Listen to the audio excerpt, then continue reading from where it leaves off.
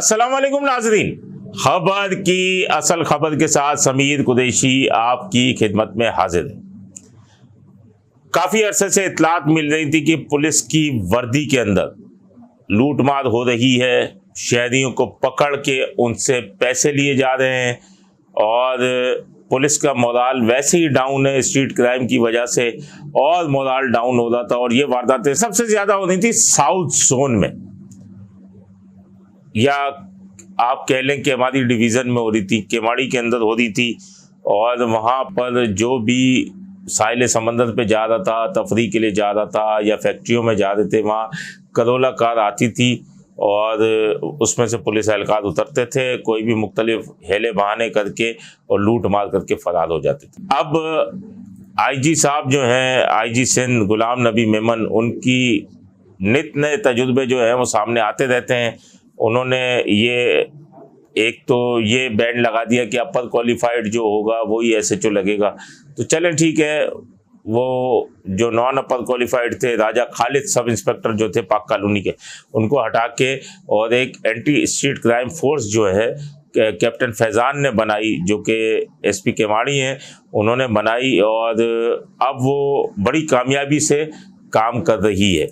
ऐसा ही एक मुकाबला आज उन्होंने किया है पाक कॉलोनी बड़ा बोर्ड के ऊपर। 3 मुल्जिमान पकड़े हैं और इनकी जो है, तीनों के नाम है बाबर अली, गुलाम अली और राजा अली। चौथा फरार हो गया।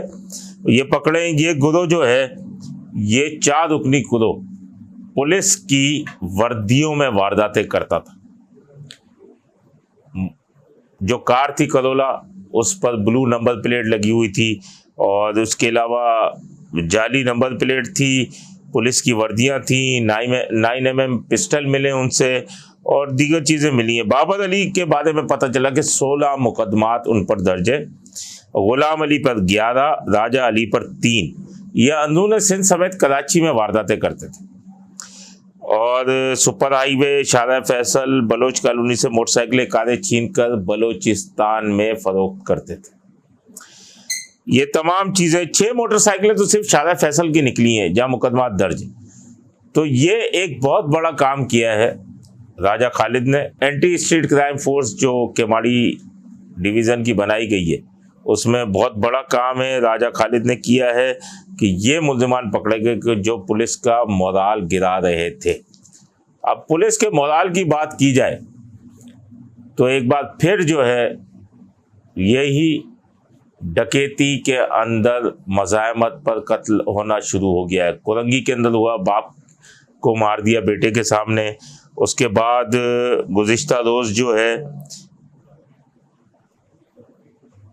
माच मोड़ पर फायरिंग करके एक शख्स को कत्ल कर दिया गया, वो भी डकैती मज़ाहमत का वाक़या है। अगर रवां साल में वारदातों की बात की जाए तो 40,000 से ज़ायद वारदातें हो चुकी हैं और कत्लो गारत गरी में 77 से ज़ायद शहरी, 78 हैं तकरीबन, वो डकैती मज़ाहमत पर डाकुओं का निशाना बन चुके हैं। गुज़िश्ता रोज़ भी वज़ीर आला सिंध को आईजी सिंध ने ब्रीफिंग दी और उसमें यह कहा कि अमन व अमान की सूरत बेहतर है। हैरत की बात है, इतने लोग मर चुके हैं, 40,000 से ज़ायद वारदातें हैं, फिर भी बेहतर है। सेंट्रल अगर वेस्ट जोन की बात की जाए तो बहुत कंट्रोल भी किया गया है। 60%, इरफान बलोच का दावा था कि 60% वारदातें जो हैं वो कम हुई हैं और 24 डाकू हलाक हुए। लेकिन ये वज़ीर आला जो को ब्रीफिंग जो दी जा रही है कि क्राइम की वारदातें कम हुई है, इसका सबसे बड़ा, मैं आपको एक चीज़ बताऊं कि FIR नहीं कट रही। बहुत से थाने FIR अब भी नहीं काट रहे। अगर आप कहेंगे तो जो मुतासिरीन हैं उनके भी मैं यहाँ बिठा कर, और तकरीबन कोई होंगे 100 से ज़ायद, उनके इंटरव्यू भी लूँगा कि कितने दिनों से वो धक्के खा रहे हैं थानों के और 3-3, 4-4 महीने हो गए उनकी FIR दर्ज नहीं हो रही। गडाप में फार्म हाउस के ऊपर ईद मिलन पार्टी थी, 20 से ज़ायद मुसल्लह मुल्जिमान आए और लूट मार करके फरार हो गए। सुबह 6 बजे से लेकर या 7 बजे से लेकर तकरीबन कोई 20 से ज़ायद अफराद जो फार्म हाउस पे थे, वो गडाप थाने के बाद बैठे थे। मुकदमा दर्ज नहीं हो रहा था, बड़ी मुश्किलों से ऊपर से सिफारिशें करवाई तो मुकदमा दर्ज हुआ। अब ये समझ में नहीं आ रहा कि आईजी सिंध क्या चाहते हैं और वज़ीर आला सिंध क्या चाहते हैं। वज़ीर आला सिंध क्या चाहेंगे, जो आईजी ब्रीफ करेगा वही चाहेंगे, और आईजी सिंध क्या चाहेंगे, जो डीआईजी ब्रीफ करेंगे। जो आपने कह दिया कि एफआईआर दर्ज नहीं होनी है तो नहीं होगी।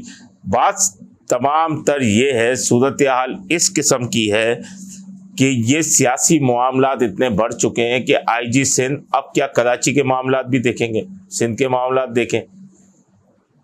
आप कहते हैं कि सियासी मदाखलत नहीं है पुलिस में, तो इतना अरसा गुजर गया, आपका कोई कराची पुलिस का चीफ नहीं लग सका। आज अब तक जो है वो आर्जी चार्ज चल रहा है। या तो दुबई क़यादत खुश नहीं है, कराची की क़यादत खुश नहीं है, या सिंध की क़यादत खुश नहीं है। ये 3 क़यादतें चल रही हैं कि कोई दुबई को राज़ी करे, कोई इंटीरियर सिंध को राज़ी करे, कोई कराची को राज़ी करे। अब समझ में नहीं आता कि किस तरीके से, किस सियासी मामलात की भेंट ये जो ओहदा चढ़ा हुआ है सीसीपीओ कराची का, किस सियासी मामलात की भेंट चढ़ा हुआ है। अब S4 सिस्टम का इफ्तिताह तो कर दिया है वज़ीर आला सिंध ने, आईजी सिंध ने भी कई बातें की हैं। अब देखना यह है कि ये सिस्टम, सिंध पुलिस एक जदीद दौर में दाखिल हो चुकी है।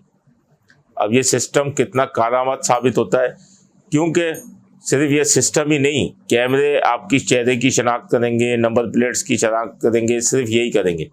अब देखना यह है कि ये मोबाइलें भी उन तक पहुंच सकती हैं, नहीं पहुंच सकती, डीजल उनको मिलेगा या नहीं मिलेगा।